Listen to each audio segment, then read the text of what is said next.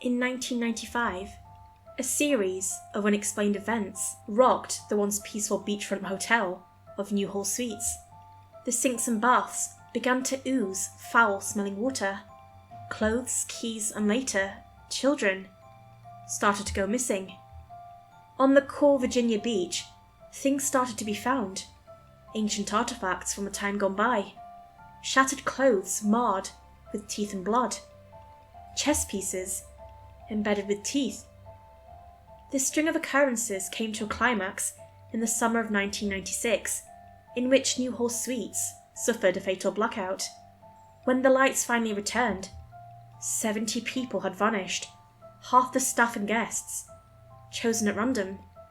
Since then, curious visitors have reported feelings of distinct paranoia, a sense of being watched. Today, Newhall Suites is scheduled for destruction, but in its centre is an artefact responsible for events of 1995, an artefact certain clients are willing to pay a heavy sum to collect. My name is Quentin Loreno. I'm somewhat of a middleman in the criminal underworld. I mediate the crime families. I arrange diplomatic marriages. I keep things civil. But above all, I host auctions. Art is a tastefully wonderful medium of laundering money, and hosting both underworld and legal auctions is kind of my speciality. And I also recover and sell cursed artifacts. I had seen the woman at the auction house a number of times before. She was wealthy, always surrounded by the same 4 bodyguards, and always seemed to carry briefcases filled to the brim with cash. Now she waited in the lobby while I finished up a call with a potential client. She chatted with my assistant, Stephen, and for a second, they seemed like normal old people, chatting and having a snark. The opposite was true. They were both deeply embedded into the artifact black market. She paid to collect, we recovered, and didn't ask questions. Everyone wins. Everyone profits. Though I can't exactly think of a reason why, exactly, someone would want to collect cursed artifacts of all things. I suppose it was a risk, and the sort of showy-offy thing the rich love to see. There was a guy who collected the bones of a serpent-head saint. There was a woman who liked to browse our warehouses in search of a certain feeling. The nameless woman in the lobby seemed to have an eye for deadly, cursed paintings. I said my farewells to the client and cracked the door open. "Do come in." "Thank you, Mr. Loreno," she replied, clapping. She waved to Stephen, and she and her 4 bodyguards entered the room. Suddenly, I developed a fear of claustrophobia. "It's no problem serving you, miss." I paused. "Names can be used for such deadly things, Loreno," she insisted. "You have no need to know mine." "As usual, eh?" I joked. "What brings you to the house of Loreno today?" She toyed with one of the many rings and bands on her arm, long enough to make me uncomfortable. "I have located another Corelli, Loreno." "Ah, a Corelli." This did not bring good tidings.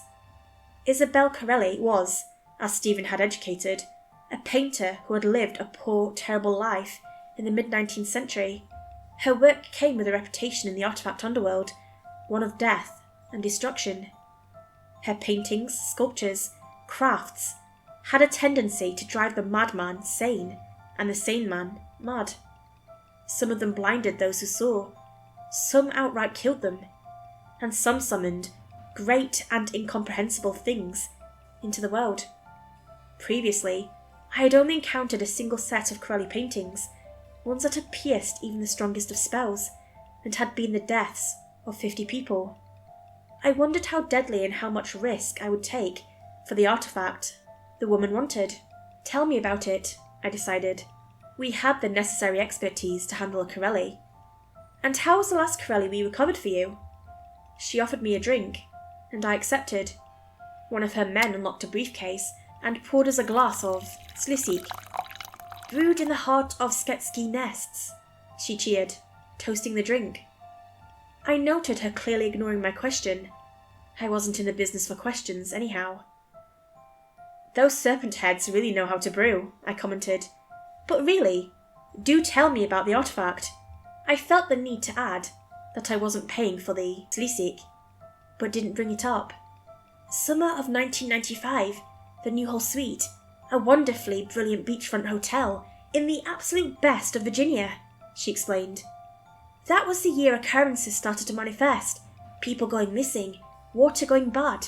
She stopped, and then found a Polaroid of a man shrouded in darkness, hands in beige corduroy shorts. The odd, unknown man also wore a sweater, despite being in the depths of summer. Coincidentally, that was the year this man paid for a room. His identity remains unknown, but what is known is that he spent the whole summer in his room. She paused to make sure I was digesting this information. Passers-by would often hear him, in his room, talking to a woman teaching him to paint, and children would find themselves suddenly awake in his room, staring directly at a painting I suspect is a genuine Corelli. I pondered on this.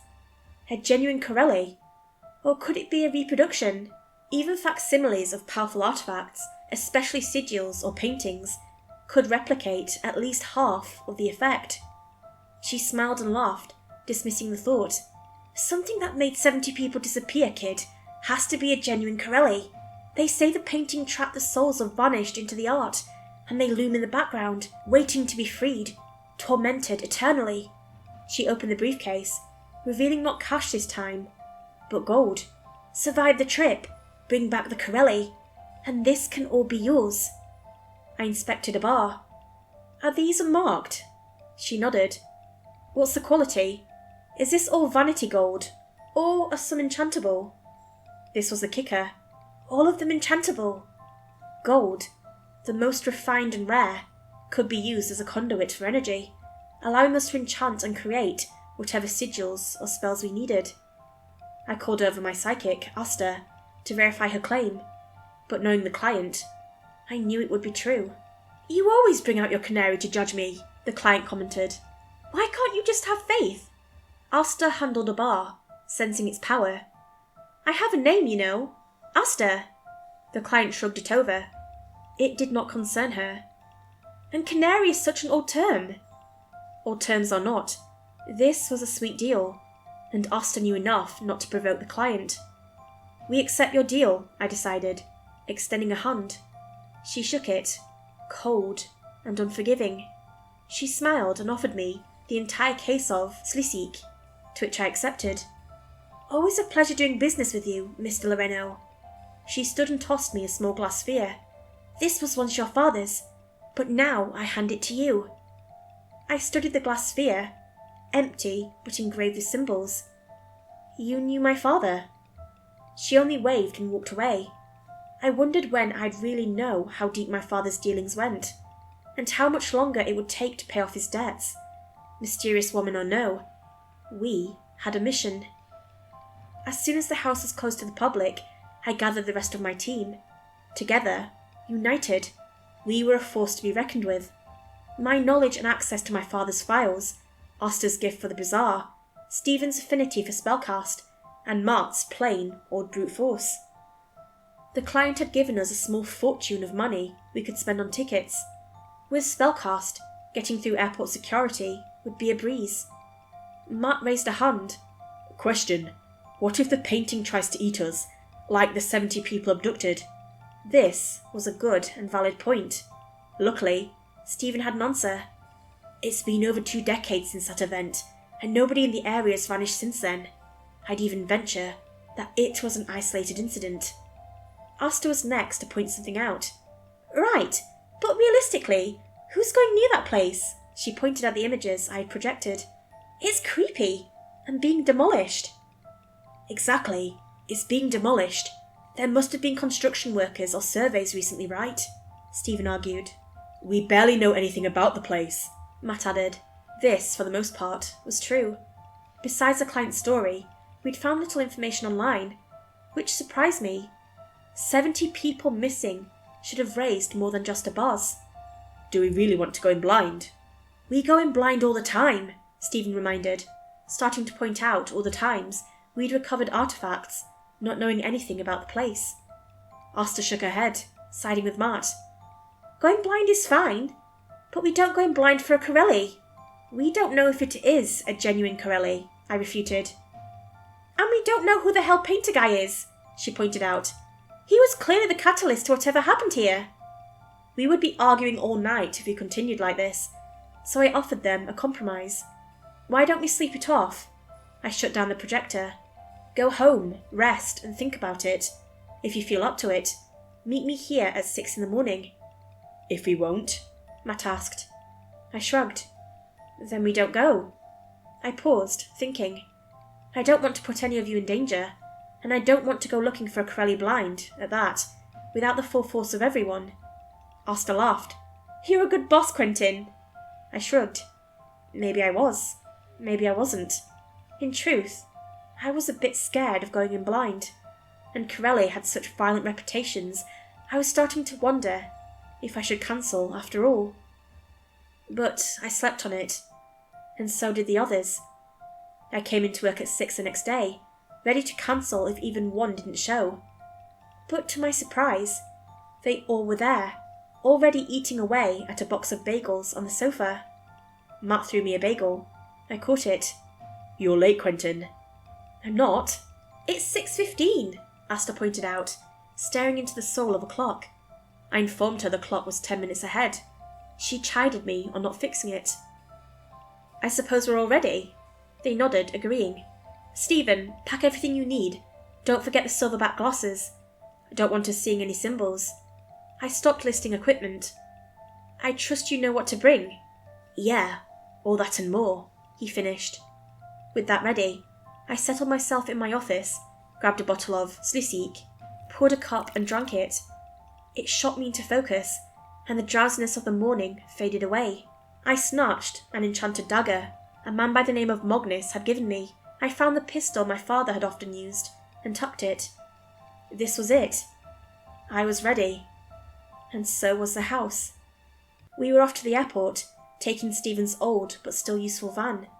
City paved into suburbs, suburb paved into the country, and country soon paved into an ever-bustling airport. 3 hours later, we were in Virginia, checking into our hotel for the night, and right after that, we rented a car and drove to the Newhall Suites. The place was essentially a large V. It opened into the beach and seemed ever larger than how the numerous photos had depicted it. To add insult to injury, a light rain had gathered above the hotel, and the waves crashed into the building, gently flooding it. When it was clear that nobody was around and we hadn't been followed, we exited the car, opened the trunk, and retrieved our weapons. Ready? I asked. As ever as I'll be, Matt managed, slinging a large rifle over his shoulder. I turned to Asta, who reached out into the other, a blank look in her eyes. Something powerful, not of this world. It's dormant, but it'll wake when we enter. She reached further. It feels like a Corelli, but not quite. I asked her if she could pinpoint the exact location. Left wing. Can't seem to pinpoint which room exactly. It keeps shifting. Good enough. Let's go, I ordered, standing up and walking onto the beach. The rain was cool and forgiving, and even the wind seemed against us, sending shards of sand flying at every step. Stephen opened his phone, found a document and read off of it, casting a light protection spell. The sand gently stopped. Matt raised a hand. There's movement up ahead. We observed the lobby. Ever slightly. There was movement. 2 shadows searching the area. Perhaps looters. Perhaps curious explorers. No, the way they methodically checked every corner and carried themselves made me wonder if they were something more akin to our expedition. They hadn't noticed us, and as silent as them, we slipped into the main lobby. Matt hand signalled us to our positions. We would take them by surprise. Hey! Matt shouted, alerting the 2, rifles poised directly at them. Hands where we can see them. They stepped out from the shadows. 2 men with weapons as dangerous as ours. Calm it, cool it, one of them managed, setting his weapon down. The other followed suit. We're just urban explorers. Stephen looked at them blankly.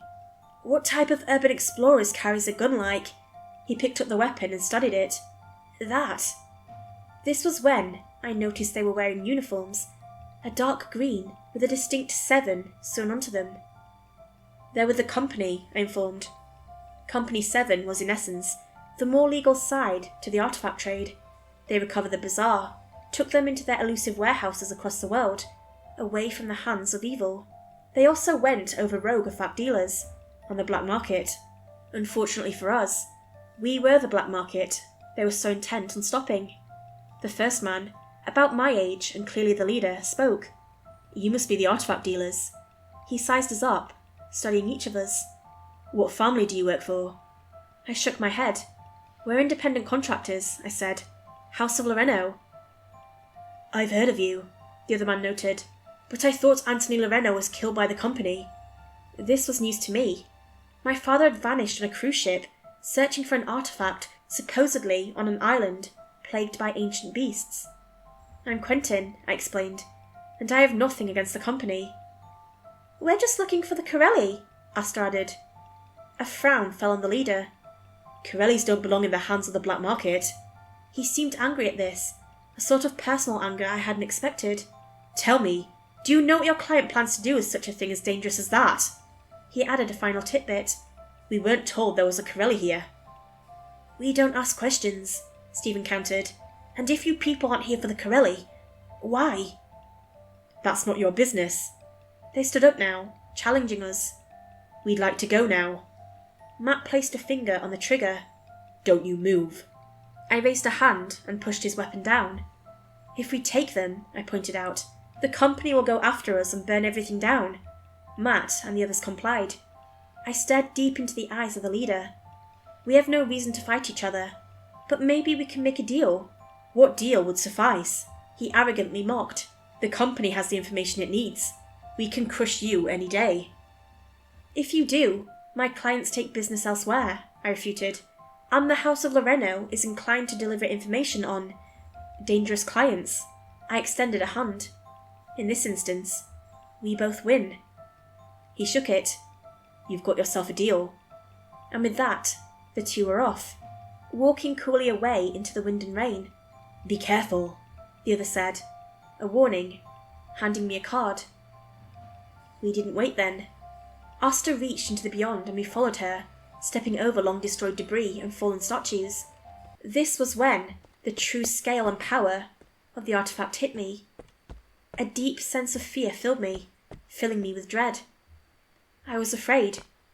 Goosebumps lined my skin, and I thought about turning back. A freezing chill dawned upon us, and as we crossed into the decrepit halls, it only got colder. I started to see shadows moving, writhing out of the corner of my eyes, and yet, every time I turned to face them, they vanished. And then they would be. I felt my head spin and my vision warp, and suddenly, a wall slid in place in front of us, one that had not been there before. I heard a heavy sliding noise behind us and a wall slammed into place, trapping us in the hole.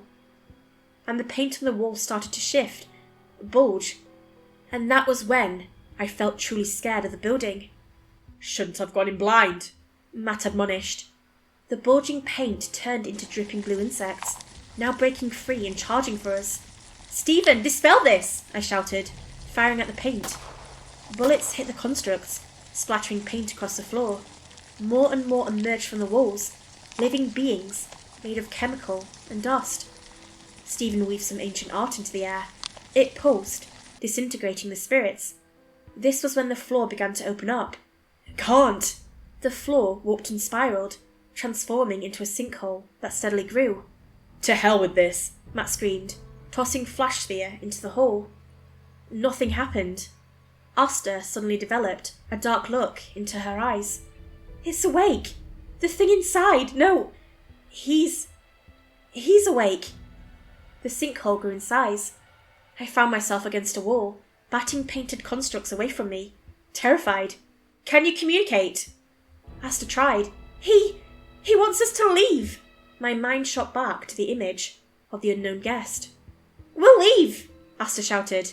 An unseen thing spoke to her. We're looking for the Corelli! This was when the chaos stopped. The sinkhole closed. The walls slid away. The heightened cold vanished. The hallway, dark, paint and colour gone from the walls, extended. At the end was the figure of a man, with hands in his pockets and a stern tall look. "We were sent to find the Corelli," I shouted. "Who are you?" Asta tugged at me and shushed me. "You don't understand. We need to leave." She started to back away, and so did the rest of us. The figure stepped into the light. It was indeed the man in the photograph, the young artist, hands kept in pockets. But in the dark, he seemed false, almost different, a mere facsimile of a man. "Corelli has given me life anew," the figure boomed, voice coming from all around us. "It is not yours to take." I didn't understand, but Asta did. He is the Corelli!" The man was the thing created by the long-dead painter. He was the enchanted thing the woman so wanted. We should not have gone in blind. The painted man faced forward, and then again. He outstretched a hand, and the walls began to return to their original coloured state. "Those who seek the Corelli," he declared, "must die." And then the creatures returned, beings born of pain. Bravely, we retreated. But with every corner we turned, he was there. And then we stopped, painted limbs rising from the floor. I struggled, slashing at them with my knife. Asta reached out and crushed her bonds. Matt fired, wildly. Stephen cast spheres of fire. Sphere. That was it! I found the glass sphere the client had given me and opened it. The hotel screamed in agony as I did, and the painted constructs fell, rising into the air and disintegrating. A vacuum opened, and the paint started to swirl into the glass, filling an impossibly small space. "She has come back for my life," the painted man solemnly murmured. "I have been forsaken." And then the man himself disintegrated into nothing but ooze and globs of paint, vanishing into the jar. I looked into the glass. A face looked out, frozen, sombre, betrayed. "What is that?" Asta asked, confused. I told her that the client had given it to me. Stephen inspected it, feeling the symbols. "This is the language of the precursors," he puzzled. Who exactly are we dealing with?" "Someone who clearly has the means to store the Corelli safely," I decided. "It's not our business to ask questions, but perhaps—" I found the card the two agents had given me. Kieran Gray, Company 7. They can. Ensuring there was nothing else to be found, we returned to the car, and by the next day, we were back in the house. I met the client, and we traded our goods. I was a proud receiver of a caseful of highly enchantable gold, and she, the contained, secure painted man. "I am quite surprised at your survival," the old woman noted. "The past 3 contractors found themselves dead." "Who is this guy?" I demanded. "This painted man. Did Corelli really bring him back to life?" I studied the glass again. "No human has had the power to construct new living beings that don't die." "Corelli wasn't alone, you know," she informed. This was new information. She was merely one of many avatars to the painter. "Who the hell is the painter?" I questioned. "You're saying there are more like Corelli out there?" I thought about the implications. "More painted men? More artifacts?" She chuckled at that and patted me as she got up. "I thought your kind didn't ask questions." This was true. I was breaking Tossic code. "Corellis were always the most powerful of the line, but now, thanks to you, there are none left in the wild. It's about time her creations given life gave them back." I decided to cross the code. "Who are you? Really? I think." She opened the door and stepped out. "You already know." She was Isabella Corelli. And for some unbeknownst reason, she was gathering her artifacts once more, to gather them into safety, and taking back their power. Why now? 200 years after her death, was she back? I didn't know. But it was as she said. My kind, the middleman, the artifact hunter. We didn't ask questions. That was the day I started to wonder if we should.